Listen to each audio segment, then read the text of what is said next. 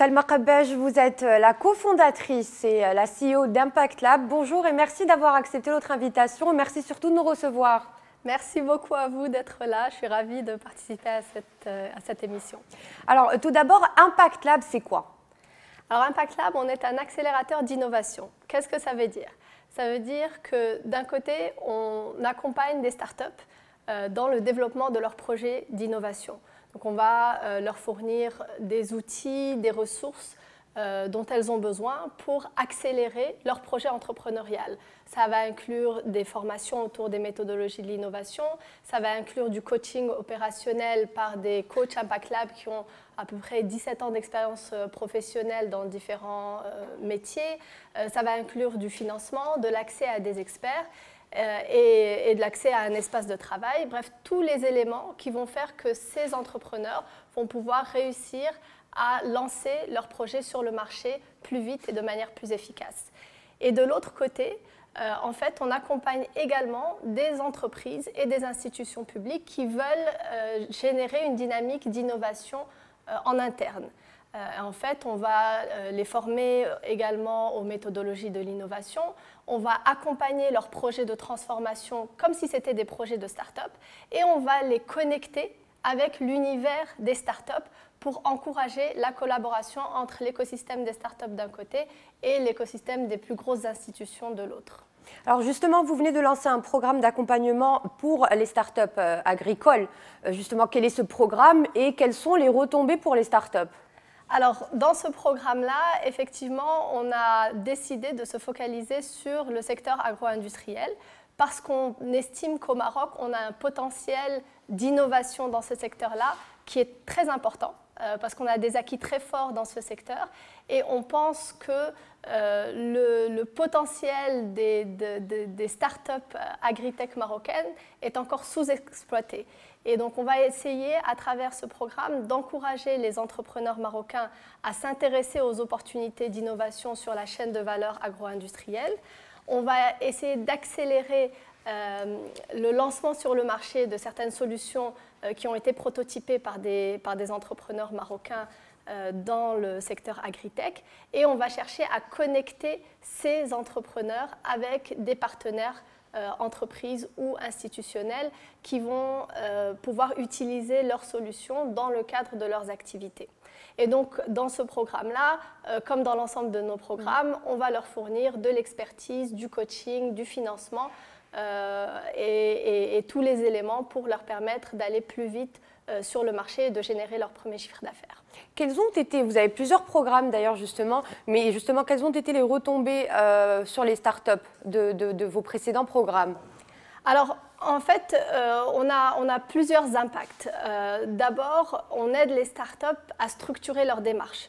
Souvent, on a l'impression que l'entrepreneuriat, c'est quelque chose qu'on fait au feeling. C'est une bonne idée qui arrive un bon matin et il y a des gens qui ont un cadrage derrière qui se fait. Exactement. En fait, c'est une méthodologie, c'est une manière de travailler également. Et donc, au sein de l'équipe Impact Lab, on a des personnes qui sont certifiées dans les méthodologies de l'innovation et qui permettent de structurer la démarche entrepreneuriale de ces acteurs-là. Donc ça, c'est extrêmement important de notre point de vue parce que ça leur permet d'aller plus vite et de ne pas perdre de temps. Parce qu'il y a un élément fondamental pour une start-up, c'est qu'elle a très peu de moyens, en général. Et du coup, c'est important de ne pas gaspiller ces ressources-là dans des processus très longs et non structurés. Donc, la deuxième chose qu'on leur apporte, c'est de se connecter avec de l'expertise. Alors, les entrepreneurs, souvent, se retrouvent très seuls. Et ils ont du mal à avoir accès à des expertises de très haut niveau. Parce qu'ils n'ont pas les moyens de les payer, forcément, tout simplement. Donc nous, ce qu'on va faire, c'est qu'on va capitaliser sur nos réseaux et on va pouvoir leur ramener des gens auxquels ils n'auraient pas accès de manière générale. Donc ça peut être des gens qui font partie de l'équipe Impact Lab, donc qui ont des expertises et qui vont travailler avec ces startups comme s'ils étaient des consultants dédiés à ces startups-là.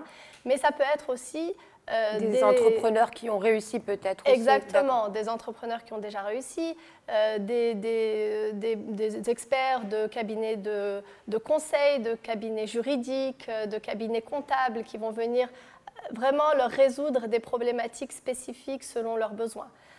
Donc ça, c'est le deuxième élément. Le troisième élément, c'est le financement, qui est également un élément fondamental pour un jeune entrepreneur. L'élément peut-être fondamental qui repousse des fois les gens à moins entreprendre parce qu'ils n'ont pas de fonds, justement. Exactement, et qui fait que finalement, des gens qui ont décidé de se lancer vont s'essouffler au bout d'un moment parce que il y a une situation réelle. Exactement, et même ils ont des besoins dans leur vie au quotidien. Donc un entrepreneur prend un gros risque même sur sa qualité de vie de manière générale. Et donc Impact Lab est labellisé par la Caisse centrale de garantie dans le cadre du programme Innovinvest, et on est capable du coup de donner des financements qui peuvent aller jusqu'à 700 000 dirhams par start-up que nous accompagnons. Sans parler de toutes les connexions que nous avons avec les différents fonds de venture capital, donc des fonds qui investissent dans des startups à la fois marocains et à l'international, avec qui on peut mettre en relation les startups que nous accompagnons. Alors, vous avez un pied au Maroc et un pied en Tunisie, mais alors justement, qu'est-ce qui différencie ces deux pays dans la manière d'accompagner justement les startups? Alors, donc Impact Lab, depuis 2018 maintenant, opère en tant qu'acteur régional. Donc, effectivement, on a un bureau à Casablanca, un bureau à Tunis, mais on opère sur la région Afrique du Nord, Afrique de l'Ouest. On a accompagné des startups qui sont dans plus de 17 pays africains. On a déployé des programmes en Côte d'Ivoire, au Sénégal, au Bénin. Mais c'est vrai qu'on a décidé d'ouvrir un bureau en Tunisie parce qu'on s'est dit que justement le Maroc comme la Tunisie ont des enjeux et des besoins en termes de marché qui sont assez similaires, et du coup qu'il pouvait y avoir des synergies assez importantes entre les startups marocaines, tunisiennes et les clients potentiels dans les deux pays. Effectivement, en fait, en s'installant là-bas, on a vu qu'il y avait quand même des différences assez fondamentales, en particulier en termes de conditions économiques, en termes de conditions politiques, même au niveau de l'écosystème start-up, il y a des éléments assez différents. La Tunisie aujourd'hui passe par une période assez difficile en termes de gouvernance, en termes de perspectives économiques. Mais par contre, ils ont un écosystème start-up qui est extrêmement dynamique. Et la start-up est mise en fait au cœur de leur stratégie. Et même on le sent au niveau gouvernemental. Il y a eu le Startup Act, c'était le premier pays africain à faire passer un Startup Act. Il y a une agence qui est dédiée à la start-up en Tunisie, avec de nombreux programmes. Ils réussissent à mobiliser énormément les bailleurs de fonds internationaux pour déployer des programmes complets autour de la start-up. Donc ça, c'est un élément assez important qui mobilise en fait une dynamique intéressante. Et l'autre chose, c'est qu'ils disposent de beaucoup de talents. En fait, la Tunisie, en termes de proportion par rapport à la population, produit autant d'ingénieurs que la France, par exemple. Et donc, le type de start-up qui sont développées en Tunisie vont être des startups qui sont high-tech. Voilà, un peu plus high-tech que ce qu'on voit au Maroc, qui vont être sur de la robotique, qui vont être sur de l'intelligence artificielle. Au Maroc, par contre, notre grand avantage, c'est qu'on a quand même la diversification. C'est ça, on a un cadre, que ce soit institutionnel, économique, qui est stable, qui est plus propice.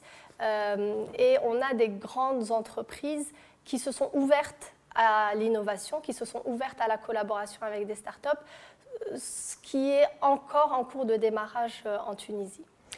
Ça sera ma dernière question, Salma. Alors, est-ce que selon vous, le développement économique d'une nation peut dépendre justement de l'esprit entrepreneurial de sa population?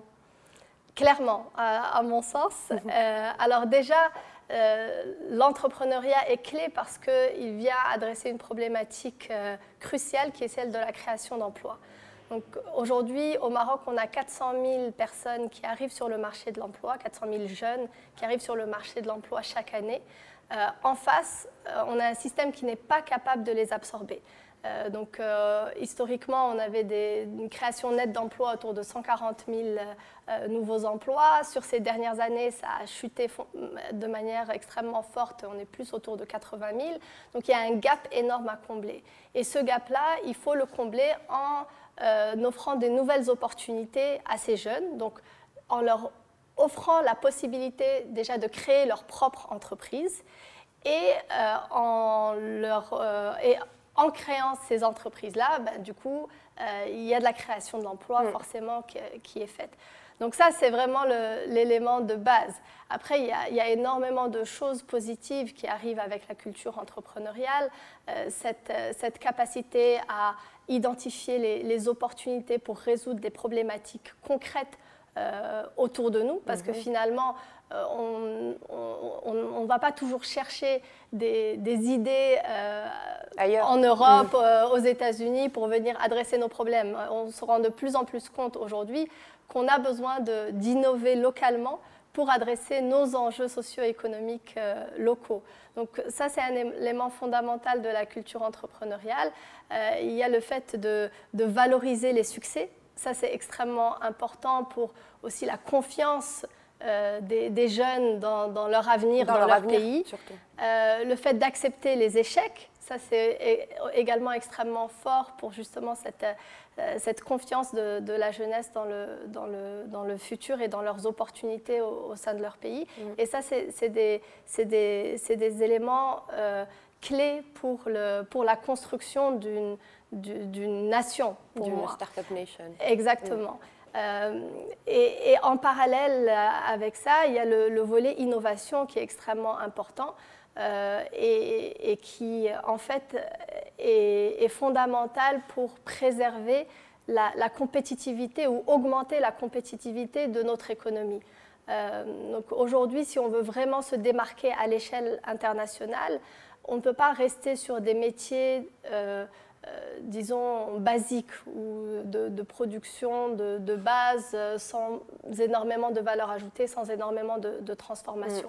Si on veut vraiment créer de la valeur et de la valeur qui reste dans le pays, on a besoin d'être plus innovant. Et pour être plus innovant, on a besoin des startups qui poussent un peu les limites et qui viennent challenger la manière dont les choses se font traditionnellement. Alors, vous venez de lancer justement un programme pour les startups agricoles, Launchpad Agritech. Quel est ce programme? En quoi consiste-t-il et quel sera son objectif et surtout les retombées pour les startups?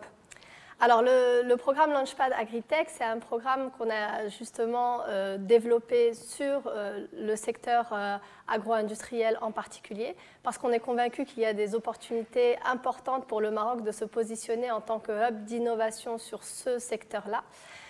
Et donc, c'est un programme qui a 3 objectifs.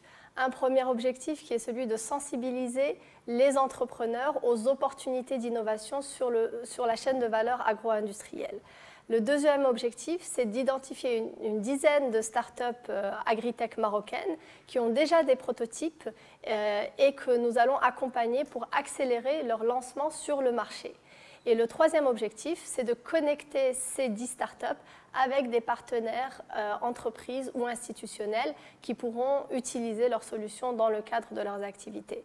Et donc l'appel à candidature pour le programme Launchpad Agritech est en cours actuellement et il est ouvert jusqu'au 16 juin. Salma Qabbaj, je rappelle que vous êtes la cofondatrice et la CEO d'Impact Lab. Merci pour ces précisions. Merci aussi de nous avoir reçus. Merci beaucoup, Lilia.